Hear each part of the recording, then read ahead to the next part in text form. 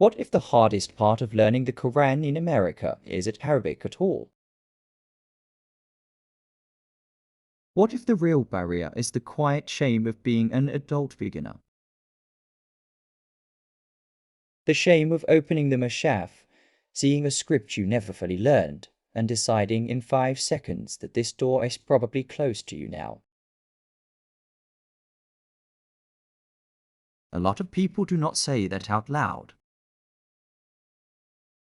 They just keep postponing it. Until years pass, kids grow up, Ramadan comes and goes, and the book stays on the shelf like something meant for better Muslims, smarter Muslims, holier Muslims. And this is not a small American problem.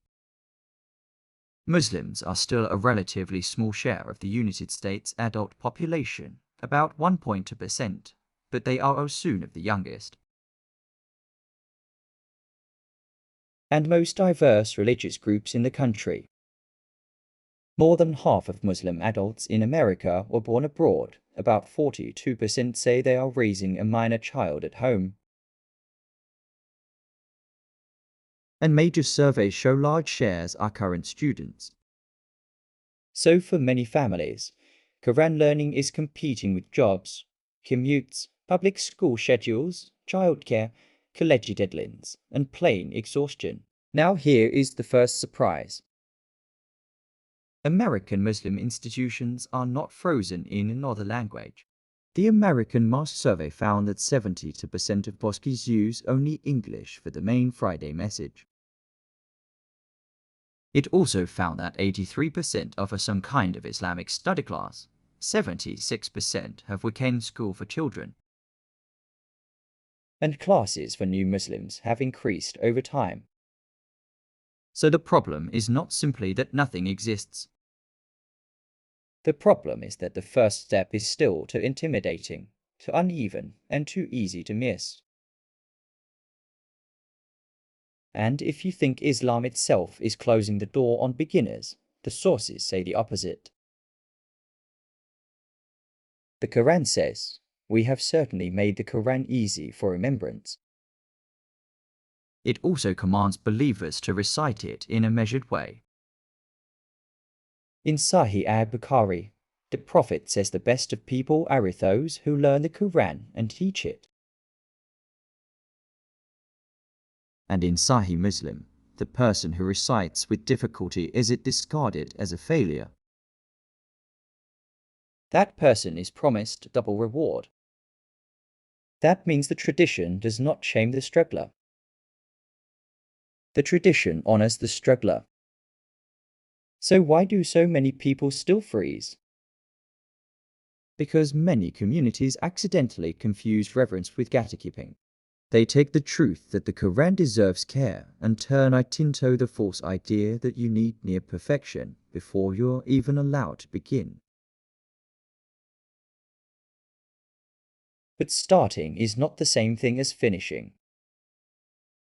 Learning the Arabic letters, the sounds, the pauses, the rhythm, and the rules of recitation, yes, all of that matters.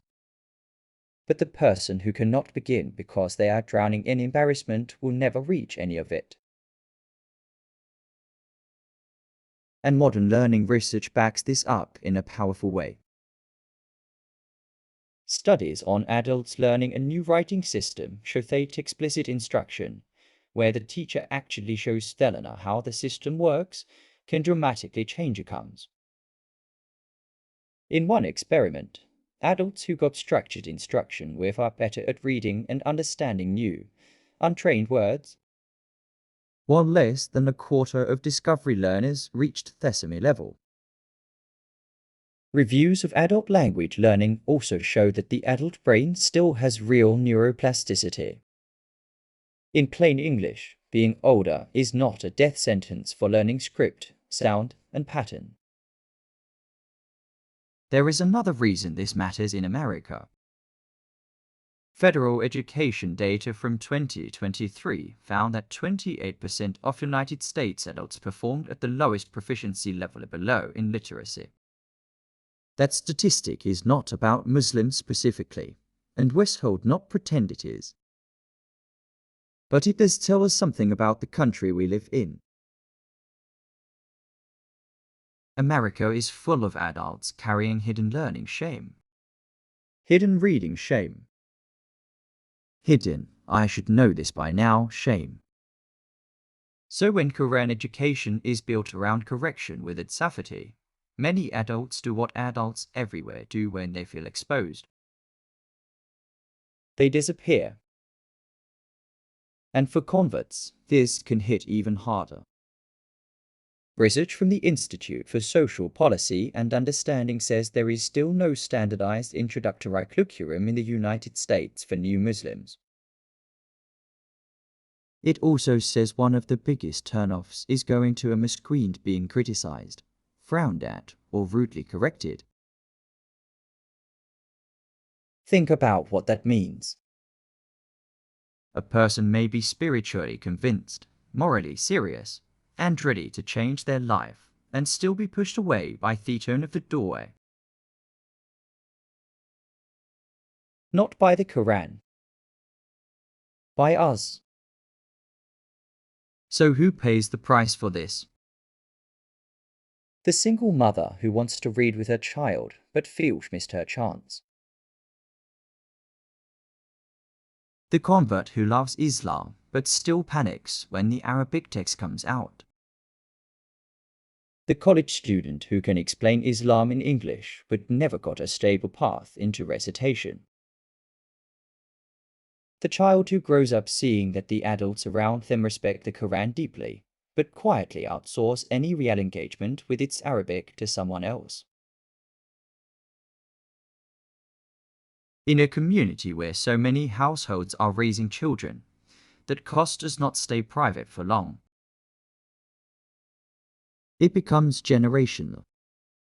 So the real question is not, is the Quran too hard? The harder and more honest question is this: why have we made the first step harder than it has to be? Because the evidence points in one direction. The faith tells the struggler to come closer, not stay away. The science says adults can still learn. American mosques already have more English infrastructure than many people realize. What is still missing, too often, is a beginner's path with dignity, clear steps, patient correction, and no humiliation tax at the door.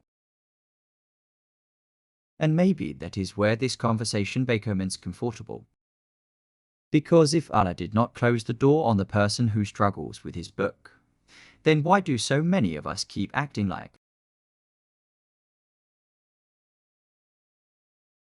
that door belongs only to the already fluent? Maybe the future of Quran learning in America will not be decided by how advanced our tajweed programs become. Maybe it will be decided by something more basic. Whether a beginner can walk in, make mistakes, stay honored, and keep going.